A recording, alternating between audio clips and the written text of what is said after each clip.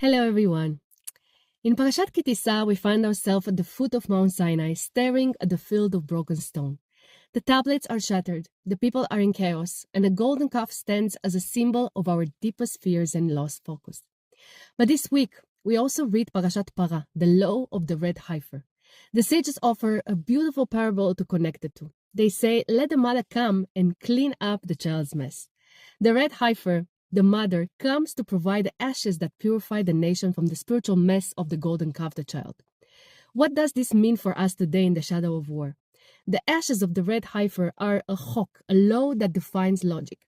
The ritual teaches that the very same ashes that purify the impure make the pure person involved in the ritual tameh, impure. In war, we see this paradox every day. To protect life, our soldiers must face death. To maintain our humanity, we must sometimes engage with a reality that is harsh and impure. We are all in some way touched by the dust of this conflict. Parashat Para acknowledges that this contact changes us, but it also insists that purification is possible. The golden calf was an attempt to find a quick fix for anxiety, a tangible, shiny god to replace a missing leader. But the red heifer is different. It is turned into ashes. It is grounded, earthly, and humble. Healing from the trauma of war doesn't happen through gold or miracles or grand victories alone. It happens in the ashes, in the slow, humble work of rebuilding, in the quiet support of a neighbor, and in the steady commitment that our values when the shine has worn off.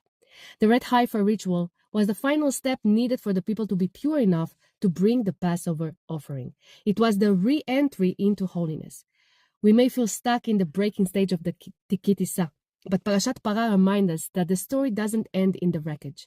There is a process. There is a water of cleansing. Even after the greatest defilement, the Torah provides a path back to the tabernacle. Wherever you feel like the shattered tablets or the burned ashes, remember that both were kept. The broken stones were placed in the Holy Ark, and the ashes were kept for the purification of all generations. Our pain is not a reason to be cast out. It is the very thing that, when handled with care, prepares us for a new level of holiness. May we find the strength to sweep up the pieces and the faith to believe that we can be made whole again. Shabbat Shalom.